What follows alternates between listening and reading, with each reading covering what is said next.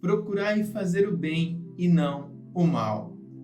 Continue assistindo esse vídeo e eu vou te mostrar os motivos pelos quais devemos fazer o bem e não o mal. Meu nome é Fábio, sou discípulo da Missão Galileia e quero te convidar a abrir a palavra de Deus comigo em Mateus capítulo 8, versículo 28 ao 34, que vai dizer assim: No outro lado do lago, na terra dos Gadarenos, 2 possessos de demônios saíram de um cemitério e vieram ao encontro. Eram tão furiosos que pessoa alguma ousava passar por ali. Eis que se puseram a gritar: Que tens a ver conosco, Filho de Deus? Viesses aqui para nos atormentar antes do tempo? Havia, não longe dali, uma grande manada de porcos que pastavam. Os demônios imploraram a Jesus: Se nos expulsas, envia-nos para aquela manada de porcos. Ide, disse-lhe Jesus. Eles saíram e entraram nos porcos. Naquele instante, toda a manada se precipitou pelo declive, escarpado pelo lago, e morreu nas águas. Os guardas fugiram e foram contar na cidade o que tinha passado e o sucedido com os endemoniados. Então a população saiu ao encontro de Jesus. Quando viu, suplicou-lhes que deixasse aquela região. Palavra da nossa salvação. Glória a vós, Senhor. Meus amados irmãos e irmãs em Cristo Jesus, eu começo dizendo que todo aquele que planta vento, colhe tempestade. Quem planta maldade, vai colher maldade. Quem planta o bem, muito certamente vai colher o bem. Quando acontece algo de ruim conosco, quando acontece algo de mal conosco, não quer dizer que a culpa é de Deus, pois muitas das vezes colocamos culpa em Deus quando estamos pagando por um ato mal que nós cometemos. E Deus, no fundo, não tem culpa. Às vezes a culpa dos nossos sofrimentos são os próprios nossos atos. Se eu sou uma pessoa boa, logo eu irei ter recompensas boas. Se eu sou uma pessoa má, logo eu receberei recompensas más. E isso aconteceu com os possessos desse evangelho. O evangelho não narra, mas muito bem provavelmente, aqueles 2 possessos pelos demônios, eles eram pessoas más, eram pessoas ruins, pessoas brutas, eram pessoas que não tinham nenhum senso de humor, pessoas que não tinham nem caráter. Muito certamente aquelas pessoas não acreditavam em Deus.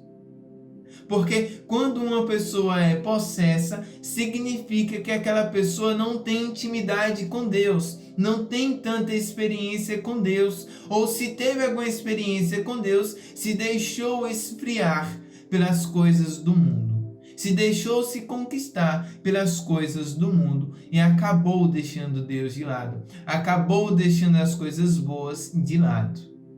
Assim aconteceu com aqueles possessos. E é interessante que quando isso acontece e as pessoas ficam sabendo, elas logo correm ante Jesus.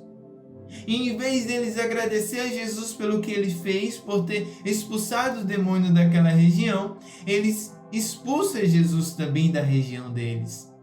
Porque os maus não aceitam os bons.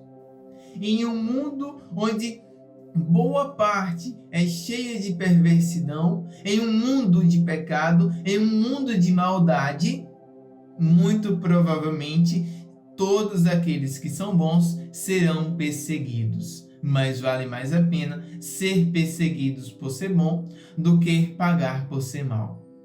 Então, sejamos justos, sejamos pessoas boas. No livro de Amós, capítulo 5, versículo 24, vai dizer que a justiça seja abundante como água e a vida honesta como torrente perene.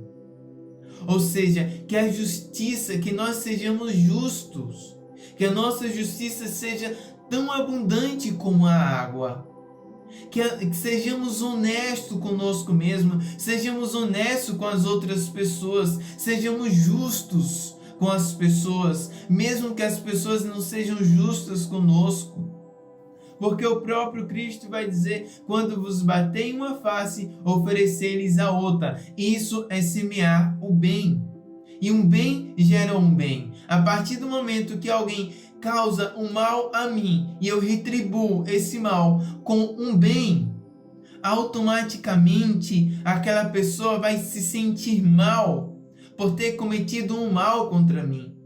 O bem sempre vence, o bem sempre conquista. Então seja uma pessoa de conquista, seja uma pessoa de bem.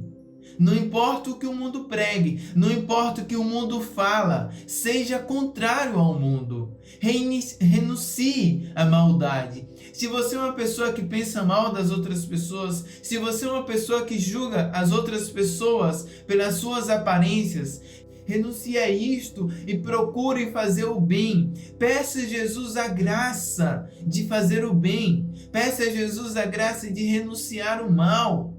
Jesus entende que temos uma tendência ao mal. Jesus entende que temos uma tendência ao pecado. Logo, Ele nos entende. E Ele nos entendendo, Ele vai ter paciência conosco. E vai estar sempre de braços abertos para nos perdoar e para nos amar, para nos acolher, para nos dar palavras de conforto, para nos ensinar como ser bom.